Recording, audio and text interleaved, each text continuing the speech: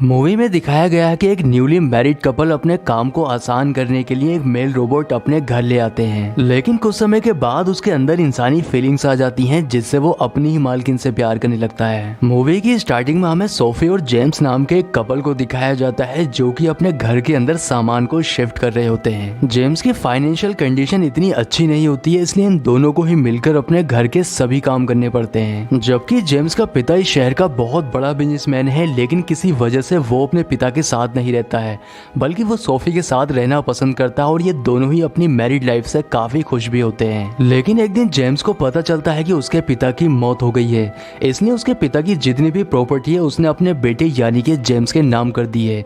इसलिए अब जेम्स को ही अपने पिता का सारा बिजनेस संभालना होगा। अब ये दोनों ही अपनी पुरानी लाइफ छोड़कर नई लाइफ में शिफ्ट हो जाते हैं, लेकिन नई लाइफ में जाने के बाद सोफी को कुछ भी अच्छा नहीं लगता है, क्योंकि उसे एक नॉर्मल लाइफ जीना ज्यादा पसंद है। इसके साथ ही उसे घर के सभी काम खुद से ही करने अच्छे लगते हैं और इसलिए वो पहले ही दिन घर के सभी नौकरों को नौकरी से निकाल देती है। जेम्स को जब इस बात का पता चलता है तब वो आकर सोफी को समझाने लगता है कि तुम्हें ऐसा नहीं करना चाहिए था, क्योंकि ये काफी बड़ा घर है और इस घर के सभी काम को तुम अकेले मैनेज नहीं कर पाओगी, इसलिए हमें इस घर के काम के लिए नौकरों की जरूरत है। लेकिन सोफी उसकी बात नहीं मानती और वो उससे कहती है कि पहले भी हम अपने घर के सभी काम खुद से ही किया करते थे, इसलिए हमें किसी की भी जरूरत नहीं है, हम इस घर के काम को खुद से ही कर सकते हैं। लेकिन जेम्स अपने पिता के बिजनेस में इतना ज्यादा बिजी हो चुका था कि वो सोफी को टाइम दे ही नहीं पाता है। दूसरी ओर सोफी भी घर के काम को अकेले मैनेज नहीं कर पा रही होती है, इसलिए जेम्स अपनी इस परेशानी को अपने एक दोस्त के साथ शेयर करता है। तब उसका दोस्त उससे कहता है कि तुम्हारी इस परेशानी का मेरे पास एक सॉल्यूशन है। दरअसल मेरे पिता एक रोबोटिक कंपनी में काम करते हैं जिसका मालिक कुछ ऐसे रोबोट्स बनाता है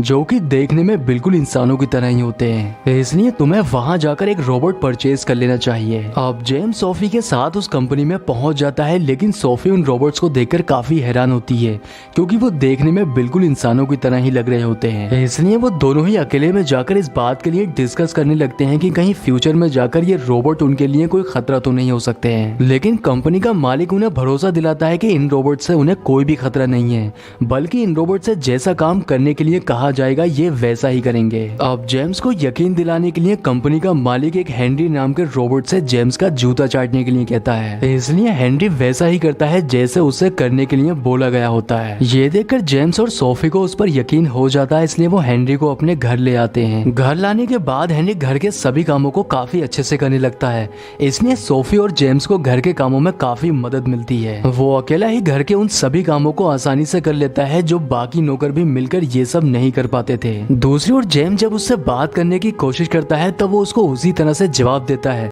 जैसे कि कोई इंसान होता है, इसलिए जेम्स अपना अधिकतर समय उसी के साथ बिताने लगता है क्योंकि वो उसकी बातों को अच्छे से समझ पाता है। इसलिए वो जेम्स को तो काफी पसंद आने लगता है। पर स्टार्टिंग में सोफी उसे पसंद नहीं किया करती थी, लेकिन धीरे धीरे वो उसके काम को देखकर उससे काफी ज्यादा इम्प्रेस हो जाती है। इसलिए जेम्स जब भी ऑफिस चला जाता है वो अपना बाकी का समय उसी के साथ स्पेंड करती है और हेनरी भी उसकी जरूरतों का बहुत ख्याल रखता है। वो उसकी काफी केयर करता है क्योंकि उसकी प्रोग्रामिंग ही इस तरह से की गई है कि अगर उसके मालिक खुश होंगे तभी उसको एक आइडियल रोबोट माना जा सकता है। अब जेम्स और सोफी की लाइफ जो कि पहले बहुत अच्छी नहीं चल रही थी, लेकिन हेनरी के आने से उनकी लाइफ में सब कुछ ठीक हो जाता है। एक दिन सोफी हेनरी से प्यार और इंसानी फीलिंग्स के बारे में पूछती है, तब वो उसको प्यार और इंसानी फीलिंग्स के बारे में बहुत अच्छे से एक्सप्लेन करता है, जिसे सुनकर सोफी उससे काफी ज्यादा इम्प्रेस हो जाती है। इसलिए वो हेनरी को एक रोबोट ना समझकर इंसानी समझने लगती है। लेकिन सोफी की हेनरी की और नजदीकियां देखकर जेम्स को बिल्कुल भी अच्छा नहीं लगता है, उसे जलन होने लगती है। जबकि जेम्स इस बात को अच्छे से जानता है कि हेनरी कोई इंसान नहीं है बल्कि वो एक रोबोट है, लेकिन फिर भी वो ये चाहता है कि सोफी उससे दूर रहे क्योंकि उसे इनसिक्योरिटी होने लगती है। इसलिए वो सोफी को अकेले में समझाने लगता है कि तुम्हें हेनरी से उस तरह से बात नहीं करनी चाहिए जैसे कि वो एक इंसान है, क्योंकि हम उसको जिस तरह से ट्रीट करेंगे वो भी हमारे साथ वैसा ही बिहेव करेगा। इसलिए अगर तुम उसको इंसान समझने की गलती करोगी तब वो भी खुद को इंसान ही समझने लगेगा, जो कि सही नहीं है। लेकिन सोफी उसकी किसी भी बात से एग्री नहीं करती है। रात को जब ये दोनों ही अपने रूम में सो रहे होते हैं तब सोफी को हेनरी के रूम से कुछ आवाज आती है, इसलिए जब वो उसके रूम में जाकर देखती है तब उसे पता चलता है कि हेनरी अपने रूम में नहीं है। अब सोफी जब बाहर आकर देखती है तब हेनरी उसे मिल जाता है जो कि गार्डन में पड़ा हुआ सो रहा होता है। यहाँ पर सोफी नोटिस करती है कि हेनरी सोते समय एक सपना देख रहा है जो कि एक रोबोट के लिए पॉसिबल नहीं है।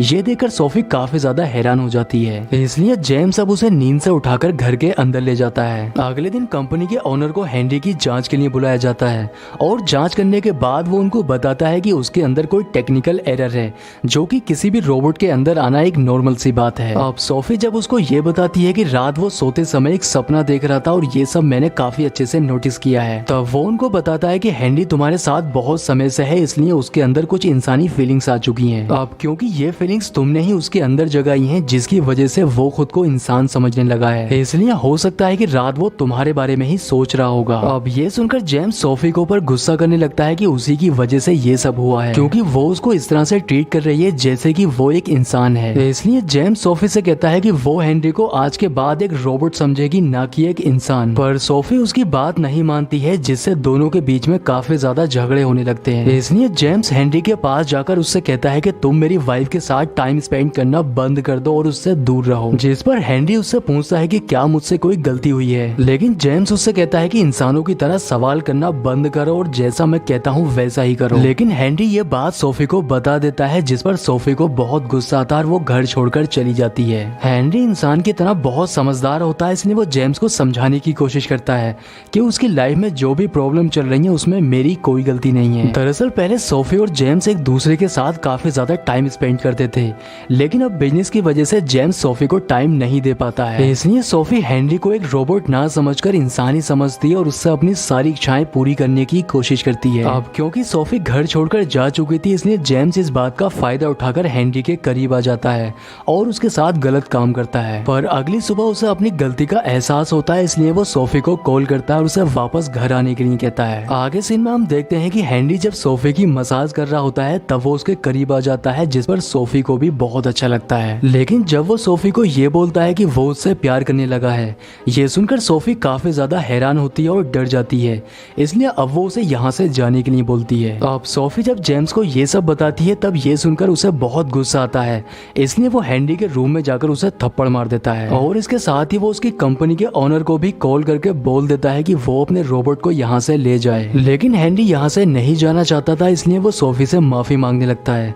वो सोफी से कहता है कि मैंने तुमसे जो भी कुछ कहा है उसके लिए मैं माफी मांगता हूँ, पर कैसे भी करके तुम मुझे यहाँ से जाने से रोक लो। वो सोफी को ये भी बता देता है कि जब वो इस घर में नहीं थी तब जेम्स ने उसके साथ क्या किया था। इसलिए दोनों हस्बैंड वाइफ को अपनी गलती का एहसास होता है कि वो दोनों ही हेनरी की ओर अट्रैक्ट हो चुके थे, इसलिए अब वो अपनी गलती सुधारते हुए इस रोबोट से अपना पीछा छुड़ाना चाहते हैं और वो पहले की तरह एक नॉर्मल सी लाइफ जीने का फैसला करते हैं। अब कंपनी का ओनर हेनरी को लेने के लिए आ जाता है, लेकिन हेनरी पहले की तरह कंपनी के ओनर की किसी भी बात को नहीं मानता है और यहाँ पर हमें एक बहुत बड़ी सच्चाई पता चलती है। दरअसल हेनरी कोई रोबोट नहीं है, बल्कि वो एक इंसान है, क्योंकि कंपनी का मालिक हमेशा से ही कुछ ऐसे रोबोट्स बनाना चाहता था जो कि इंसानों से बेहतर हों, लेकिन वो अपने मिशन में कामयाब नहीं हो पाता है, इसलिए वो इंसानों पर ही एक्सपेरिमेंट करने लगता है, जिससे वो उनके अंदर की इंसानी फीलिंग्स को मारकर और उनका ब्रेन वॉश करके ये साबित कर देता है कि वो कोई इंसान नहीं बल्कि एक मशीन है। लेकिन हेनरी जब सोफी के कांटेक्ट में आता है तब उसके अंदर की इंसानी फीलिंग जाग जाती है,